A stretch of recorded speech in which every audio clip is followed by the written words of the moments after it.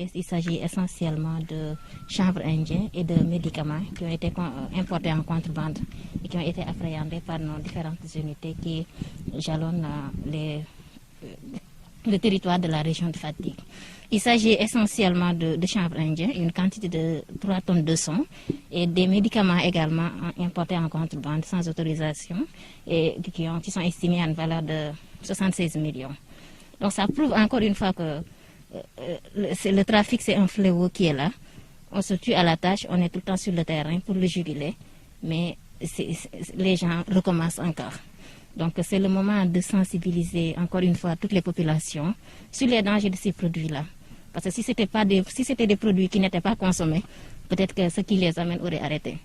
Mais quand quelqu'un prend des risques, amène quelque chose qui est interdit, au risque de se faire attraper et de faire la prison, ça veut dire qu'il y trouve son compte. Et les consommateurs, c'est nous, c'est nos enfants, c'est nos cousins. Donc c'est le moment encore de sensibiliser vraiment tout le monde par rapport à ce point-là. Voilà, c'est des saisies qui se font un peu partout dans la région, hein, mais spécifiquement, il y a des zones quand même qui se sont beaucoup illustrées. Les zones qui sont à la frontière, notamment Karang, mais aussi les îles. Si vous voyez, même si je vous montrais le tableau des saisies, vous verrez que la brigade commerciale de Karang c'est beaucoup illustré par rapport à ces saisies-là, mais essentiellement aussi la brigade maritime de Toubacouta et la brigade maritime de Foundiougne. Donc ça prouve que c'est des produits qui viennent de la frontière, parfois qui viennent de l'étranger, mais parfois aussi sur le chanvre indien, il y a une partie qui vient même du territoire sénégalais, c'est produit dans les îles et c'est appréhendé par nos brigades maritimes qui jalonnent ce point du territoire-là. Donc il y a aussi une partie qui est saisie par les brigades mobiles, qui ne sont pas situées à la frontière, qui ne sont pas situées sur la frontière maritime, notamment Gossas par exemple, qui est une brigade Carrefour qui se trouve à la croisée des chemins entre Fatick et les autres régions. Donc ça montre que voilà, c'est des routes variées, c'est des origines diverses, mais aussi c'est des stratégies variées.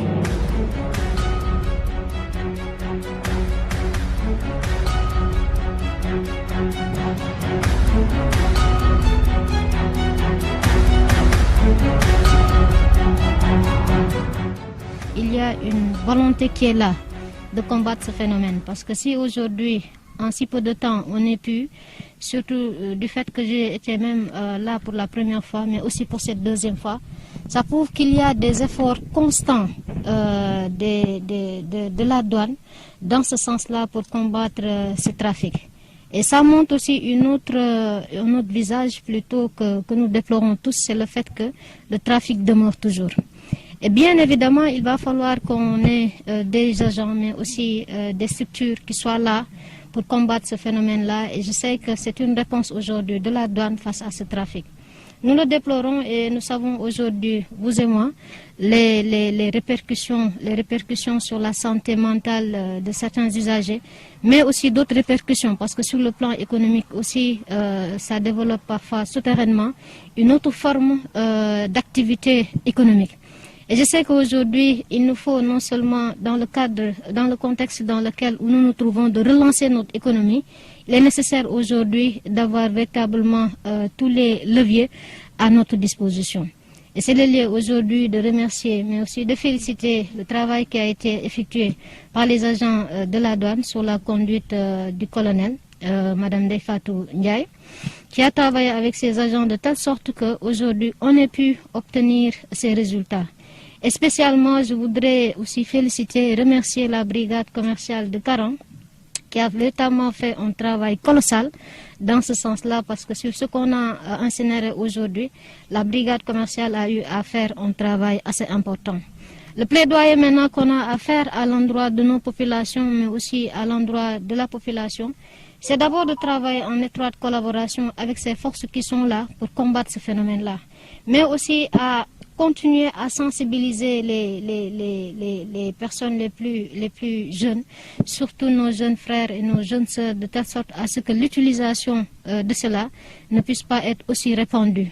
Parce que c'est vrai qu'aujourd'hui, s'il y a un marché, ça veut dire qu'à côté, il y a une demande qui est là.